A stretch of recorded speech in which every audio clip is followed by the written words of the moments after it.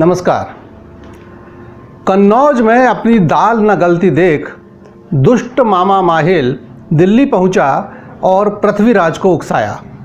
कहा, महाराज अवसर अच्छा है, आल्हा उदल कन्नौज में हैं, उन्हें महोबा न आने का आदेश स्वयं राजा परमाल ने दिया है, अतः वे स्वाभिमानी कभी महोबा नहीं आएंगे। इस समय आप सहज ही महोबा को अपने कब्जे में ले सकते हैं। अकेला मलखान क्या कर लेगा? महाराज पृथ्वीराज ने हैरत से कहा, क्या कहते हो, अकेला मलखान? अरे जो आदमी सूंड पकड़कर हाथी को पछाड़ सकता है, उस महाबली को तुम अकेला कह रहे हो? वह अकेला सब पर भारी है। लेकिन माहिल ने हिम्मत नहीं हारी। उसने पृथ्वीराज के अन्य सरदारों को भड़काने में सफलता पा ही ली और फिर उसकी इच्छा अनुसार दिल्ली की सेना ने कूच का डंका बजा दिया। सेनापति चामुंडराय के नेतृत्व में चतुरंगिणी सेना चल पड़ी। ताहिर, पारस, चंदन के साथ स्वयं पृथ्वीराज भी इस अभियान में साथ थे। दिशाएं धूल से भर गईं। घोड़े, हाथियों की चिंगाड़ और रथों की घरघराहट से पृथ्वी थर्रा उठी। सेना ने सबसे पहले सिरसागढ़ पर घेरा डाला। पृथ्वीराज ने मलखान को संदेश भेजा, तुमने यह किला हमारे क्षेत्र में बनवाया है, इसे तुरंत गिराओ अन्यथा युद्ध करो। मलखान ने भी जवाब भेजा, आप बड़े हैं, किला आपकी सीमा में नहीं है, मैं आपसे युद्ध नहीं चाहता, आपको भी यह अकारण का आक्रमण शोभा नहीं देता। लेकिन जब पृथ्वीराज पर समझाइश का कोई असर नहीं हुआ तो मलखान की सेना भी युद्ध भूमि में सामने आ गई। मलखान के सामने दिल्ली के सेनापति की एक न चली व चामुंडराय को मलखान ने पकड़कर उसकी मुश्कें बांध दी। उसके बाद उसे महिलाओं के कपड़े पहनाकर एक पालकी में बैठाकर दिल्लीश्वर के पास पहुंचा दिया। साथ ही एक सरदार को भी साथ भेजा, जिसने जाकर पृथ्वीराज से कहा, महाराज मलखान हार गए हैं, सिरसागढ़ की राजकन्या भेजी है, कृपया उसे स्वीकार कर युद्ध बंद करने की आज्ञा दीजिए।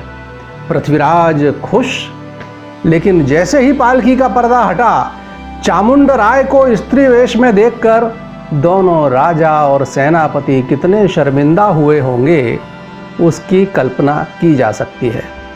लेकिन पृथ्वीराज को क्रोध भी बहुत आया और युद्ध जारी रहा। 7 दिनों तक दोनों पक्षों के असंख्य वीर मारे जाते रहे। 7वें दिन तो पृथ्वीराज का महाबली पुत्र पारथ भी युद्ध भूमि में मलखान के हाथों मारा गया। दिल्ली के शिविर में शोक की लहर छा गई। किंतु अगले दिन धांधु, चामुंडराय, ताहिर, चंदन, संयम आदि सभी ने संयुक्त आक्रमण किया। इस दिन दोनों पक्षों को नुकसान हुआ। पृथ्वीराज के एक अन्य पुत्र चंदन तो मलखान के भाई सुलखान युद्ध भूमि में चिर निद्रा में सो गए। भाई के मरने का समाचार पाकर मलखान साक्षात काल रूप बन गया।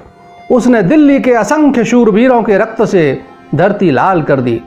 राजा अंगद, राजा सूरत, महाबली चंद्रसेन आदि पराक्रमी वीर मारे गए। मलखान का रौद्र रूप देखकर दिल्ली की सेना भाग खड़ी हुई। जैसे तैसे जान बचाकर पृथ्वीराज भी दिल्ली पहुंच पाए।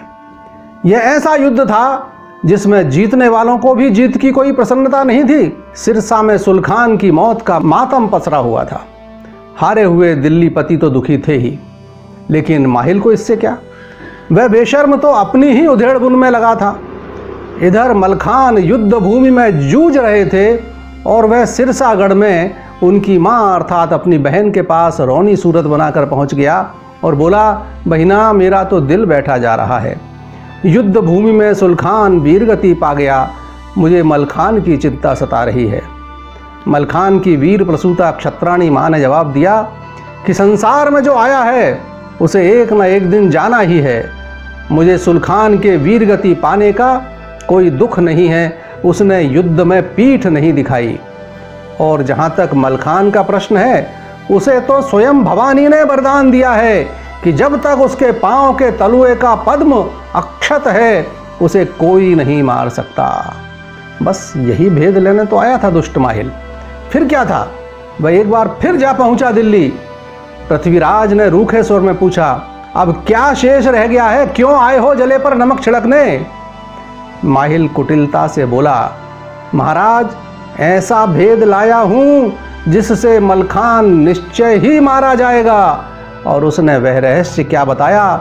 बदले की आग में जलते पृथ्वीराज एक बार फिर युद्ध को सन्नद्ध हो गए।